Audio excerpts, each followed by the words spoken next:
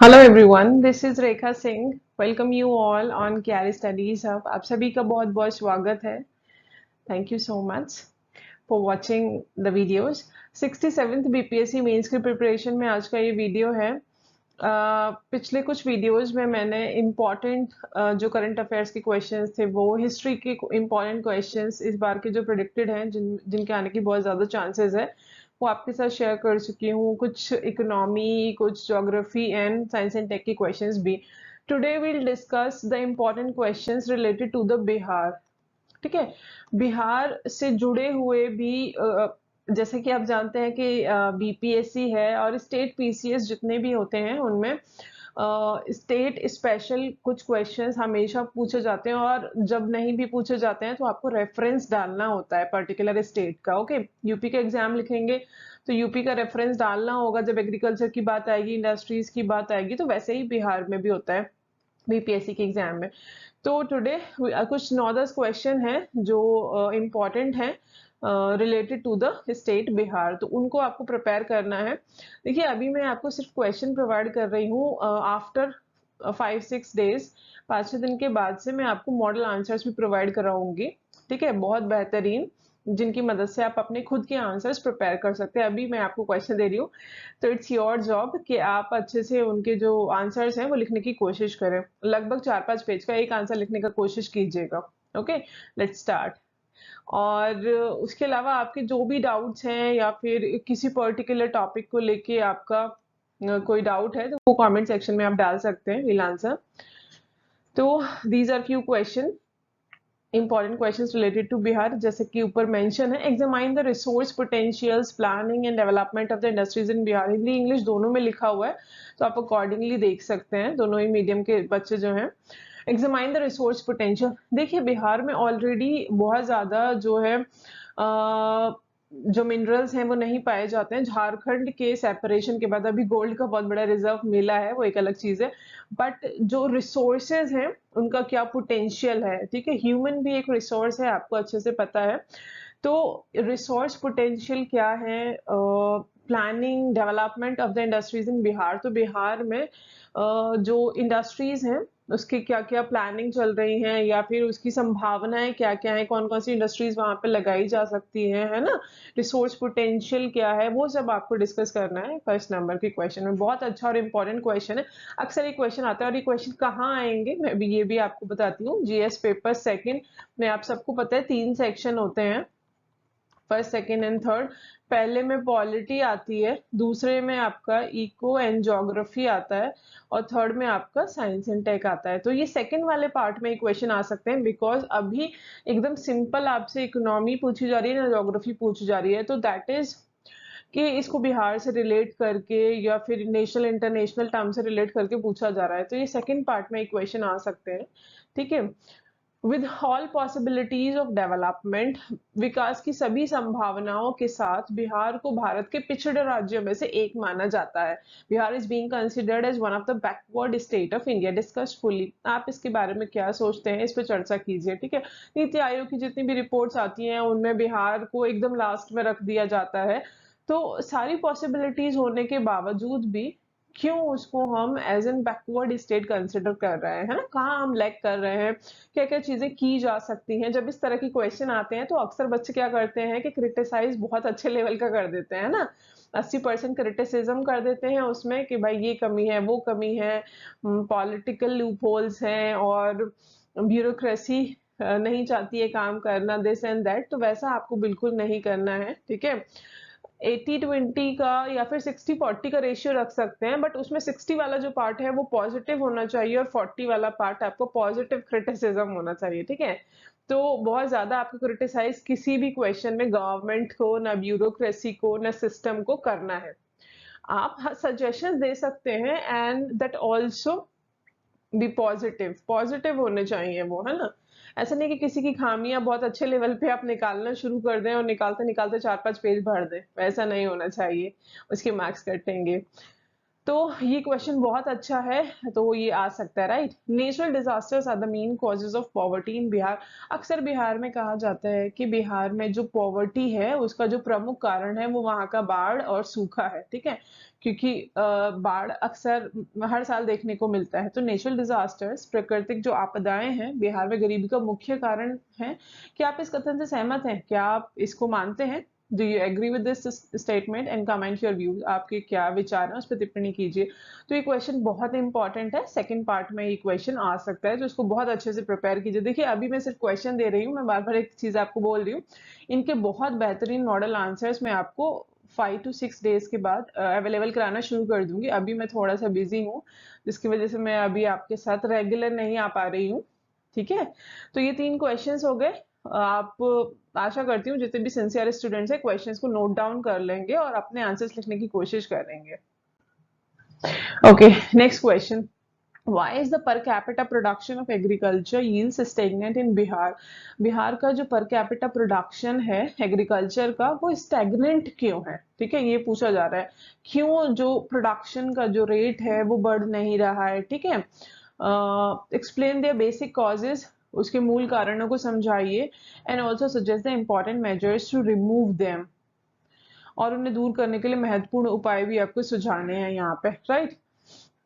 देखिए एग्रीकल्चर हमें हमें अच्छे से पता है कि बिहार में जो एग्रीकल्चर है वो फ्रेगमेंटेड है। बहुत कम जो पार्ट ऑफ लैंड है वो लोगों के पास आ रहा है, राइट। फ्रेगमेंटेशन हो गया है बहुत अच्छे लेवल पे, क्योंकि पॉपुलेशन बहुत ज्यादा है। तो बहुत कम पैच ऑफ लैंड पे जो ईल्ड है, जो प्रोडक्शन है, पर हेक्टेयर प्रोडक्शन है, वो बहुत अच्छा हम नहीं कर सकते हैं, ठीक है।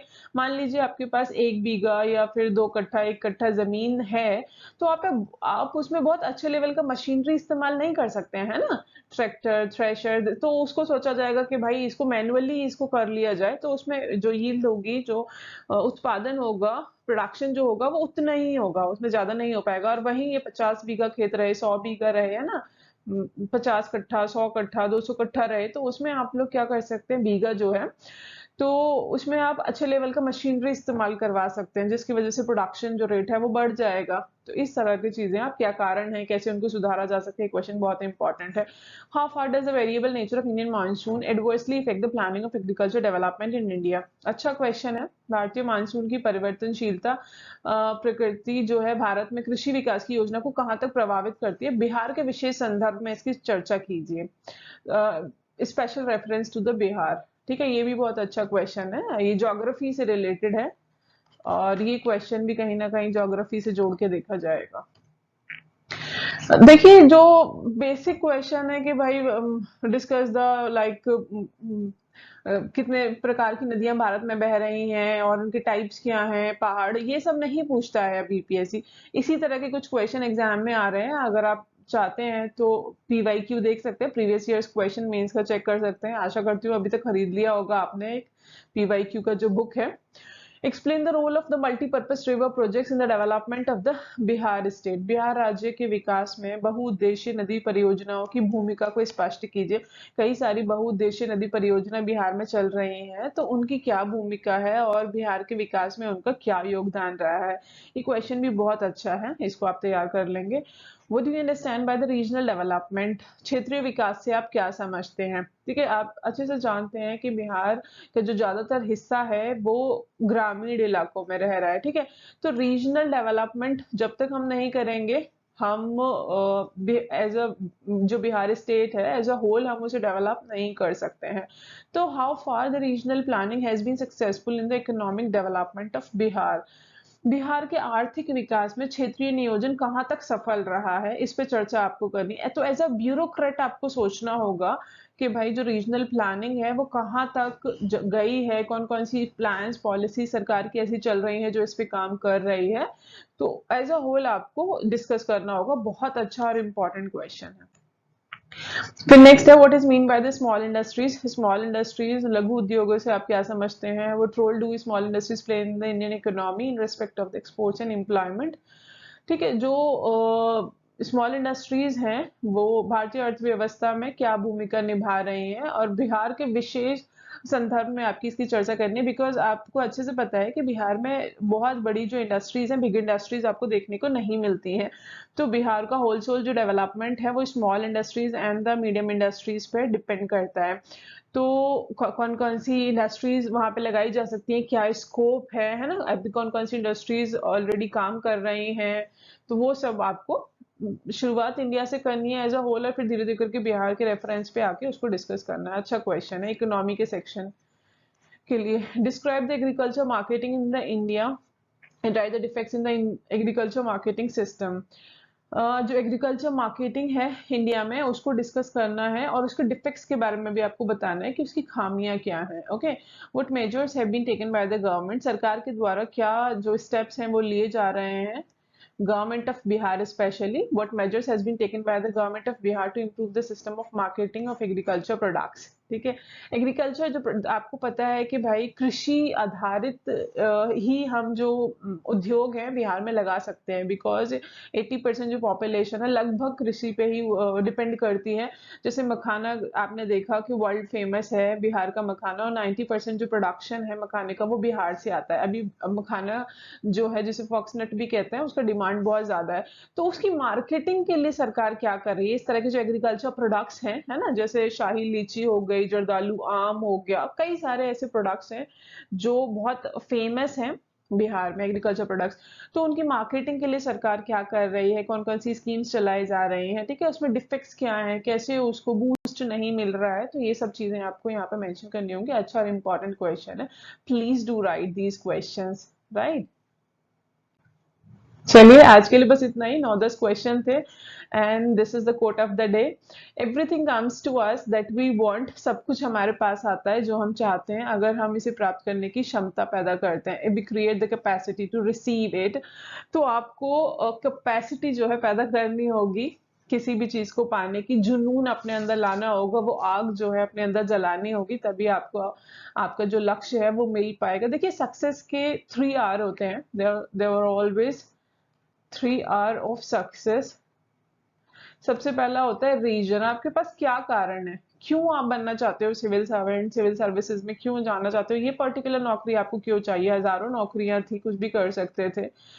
जब आपने रीजन अपने डिसाइड कर लिया तो आपको फिर उस पर रिसर्च करना होता है कि भाई मैं इसमें जा रहा हूँ तो इसमें क्या मुझे फायदे होंगे, क्या नुकसान होंगे, ठीक है, कौन कौन से इस फील्ड के ज्ञाता रहे हैं, ठीक है, जिन्होंने बहुत अच्छा काम किया, उस पर रिसर्च कीजिए, देखिए कि क्या पढ़ने से क्या ना पढ़ने से मैं इस एग्जाम को क्रैक कर सकता हूँ। और उसके बाद रिपीटेशन, या फिर आप उसे कंसिस्टेंसी भी कह सकते हैं, ठीक है। इट मीन्स कि भाई आपको बार बार वो काम करना होगा अपने लक्ष्य को प्राप्त, ऐसा नहीं कि 4 दिन पढ़े और फिर छोड़ दिया, सोचे कि भाई हम तो निकाल लेंगे एग्जाम में, अब सीधा लिखेंगे, बस हम पढ़ रहे हैं, आंसर राइटिंग का प्रैक्टिस छोड़ दिया है, ठीक है। Consistency is the key to success. तो रीजन, रिसर्च एंड रिपीटेशन ये आपको करना होगा, these are the 3 R of success.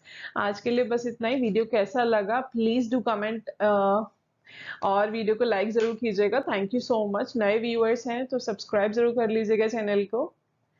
Thank you so much.